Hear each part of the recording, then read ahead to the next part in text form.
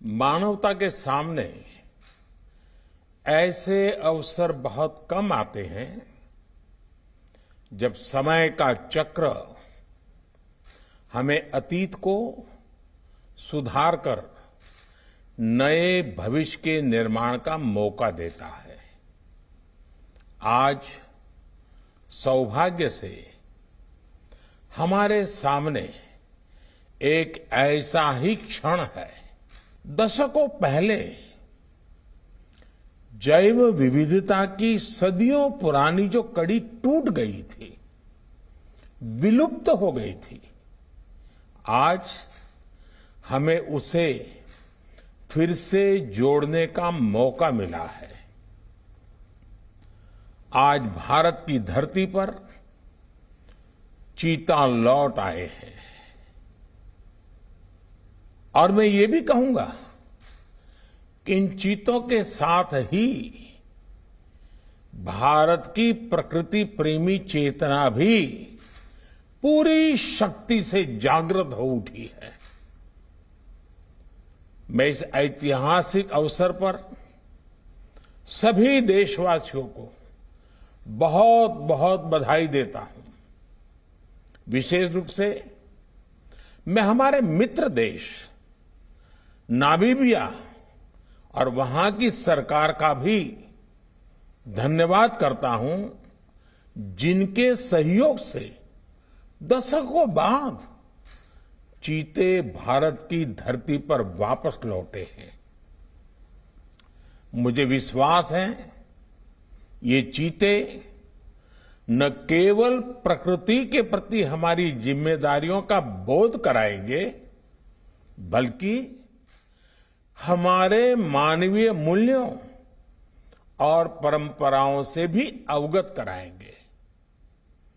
साथियों, जब हम अपनी जड़ों से दूर होते हैं तो बहुत कुछ खो बैठते हैं।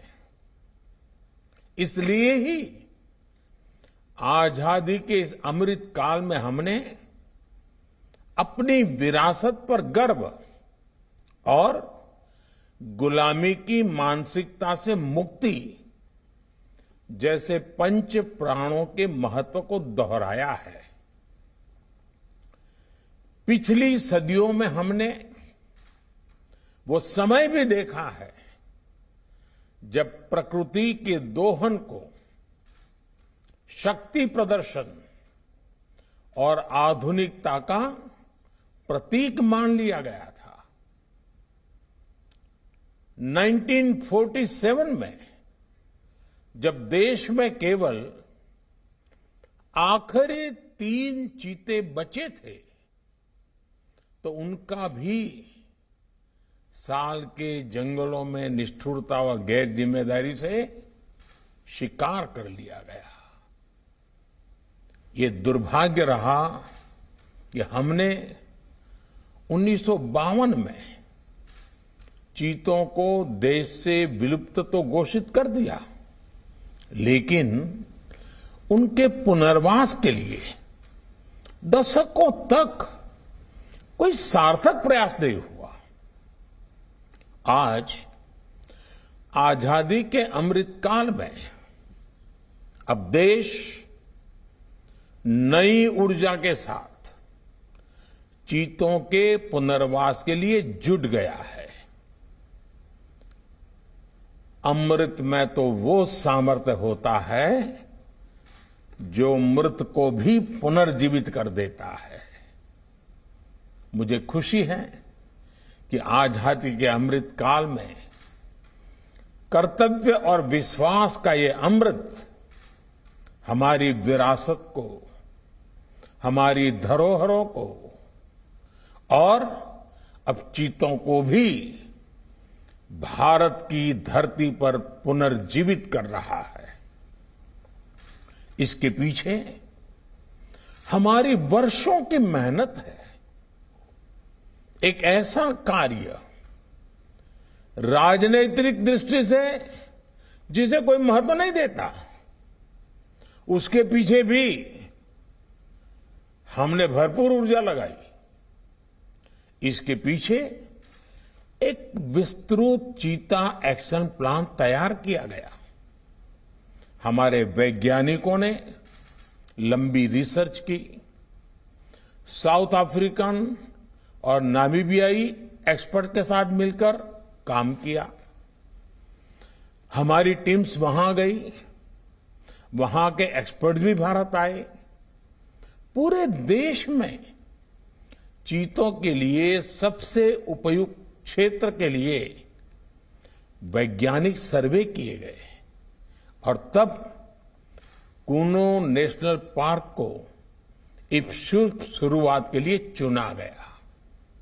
और आज हमारी वो मेहनत परिणाम के रूप में हमारे सामने है। साथियों, ये बात सही है कि जब प्रकृति और पर्यावरण का संरक्षण होता है तो हमारा भविष्य भी सुरक्षित होता है, विकास और समृद्धि के रास्ते भी खुलते हैं। कूनो नेशनल पार्क में जब चीता फिर से दौड़ेंगे तो यहां का ग्रासलैंड इकोसिस्टम फिर से रिस्टोर होगा, बायोडायवर्सिटी और बढ़ेगी। आने वाले दिनों में यहां इको टूरिज्म भी बढ़ेगा, यहां विकास की नई संभावनाएं जन्म लेगी, रोजगार के अवसर बढ़ेंगे। लेकिन साथियों, मैं आज आपसे सभी देशवासियों से एक आग्रह भी करना चाहता हूं।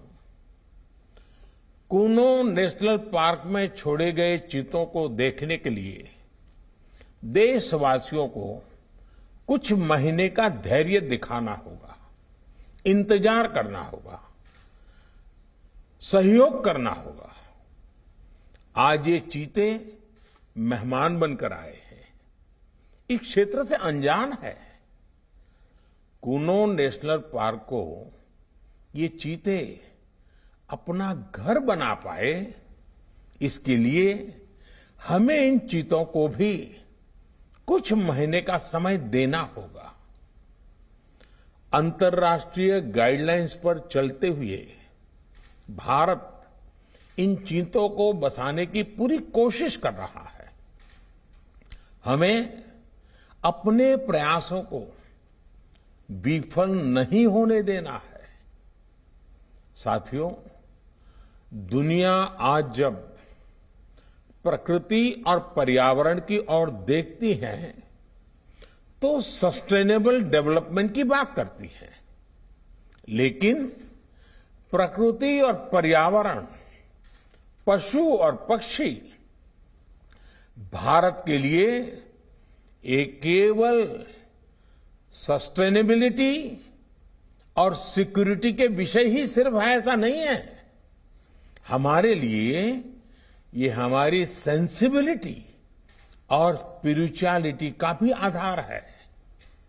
हम वो लोग हैं जिनका सांस्कृतिक अस्तित्व सर्वम खल्विदम ब्रह्म इस मंत्र पर टिका हुआ है। अर्थात संसार में पशु, पक्षी, पेड़, पौधे, जड़, चेतन जो कुछ भी है वो ईश्वर का ही स्वरूप है, हमारा अपना ही विस्तार है। हम वो लोग हैं जो कहते हैं परम परोपकारार्थम यो जीवति सह जीवति, अर्थात खुद के फायदे को ध्यान में रख करके जीना वास्तविक जीवन नहीं है। वास्तविक जीवन वो जीता है जो परोपकार के लिए जीता है। इसलिए हम जब खुद भोजन करते हैं उसके पहले पशु पक्षियों के लिए अन्न निकालते हैं। हमारे आसपास रहने वाले छोटे से छोटे जीव की भी चिंता करना हमें सिखाया जाता है, बचपन से सिखाया जाता है। हमारे संस्कार ऐसे हैं कि कहीं अकारण किसी जीव का जीवन चला जाए तो हम अपराध बोध से भर जाते हैं।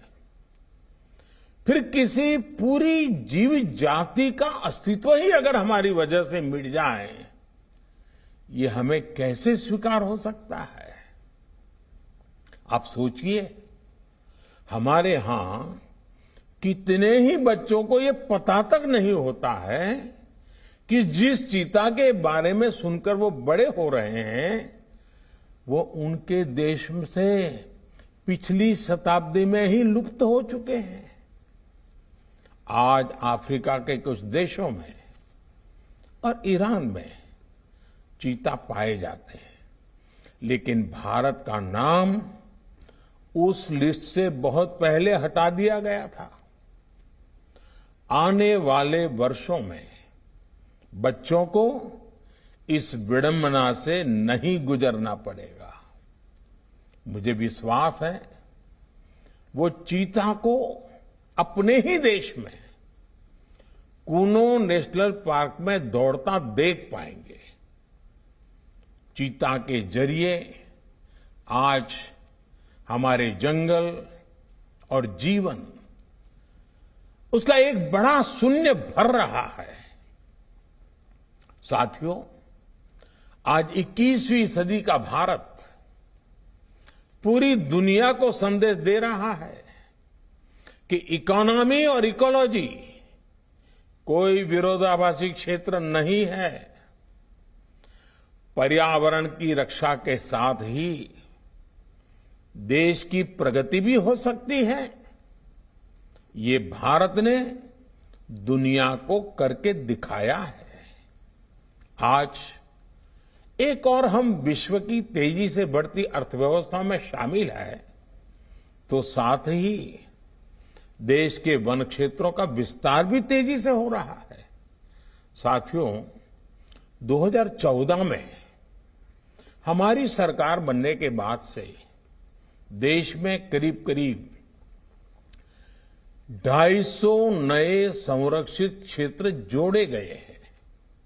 हमारे यहां एशियाई शेरों की संख्या में भी बड़ा इजाफा हुआ है। आज गुजरात देश में एशियाई शेरों का बड़ा क्षेत्र बनकर उभरा है। इसके पीछे दशकों की मेहनत, रिसर्च बेस्ड पॉलिसीज और जन भागीदारी की बड़ी भूमिका है।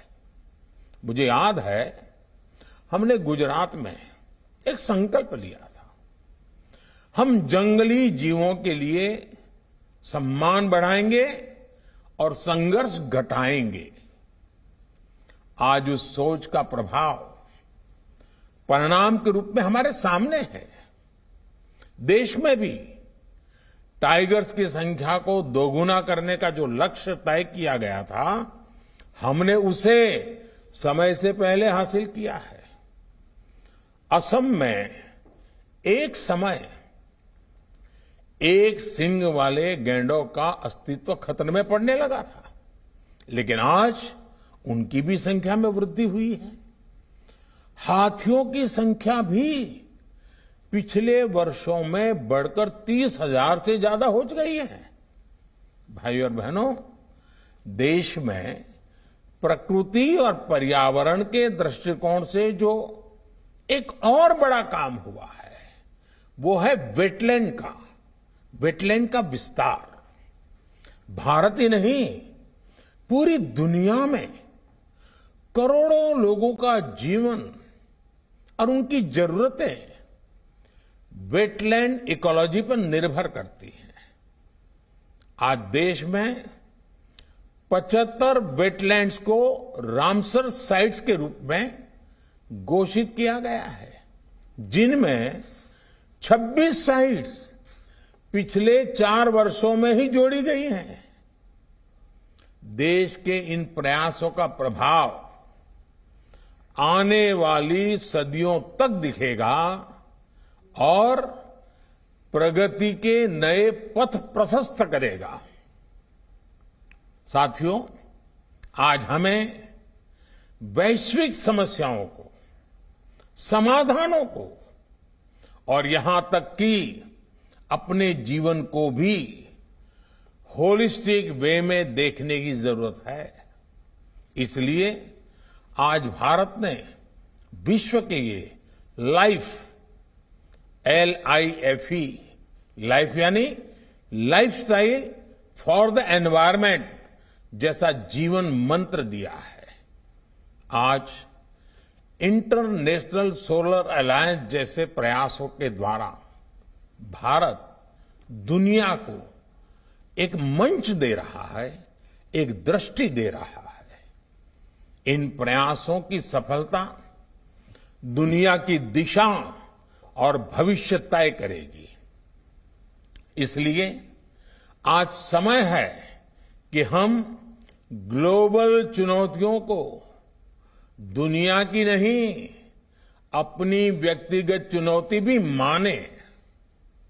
हमारे जीवन में एक छोटा सा बदलाव पूरी पृथ्वी के भविष्य के लिए एक आधार बन सकता है।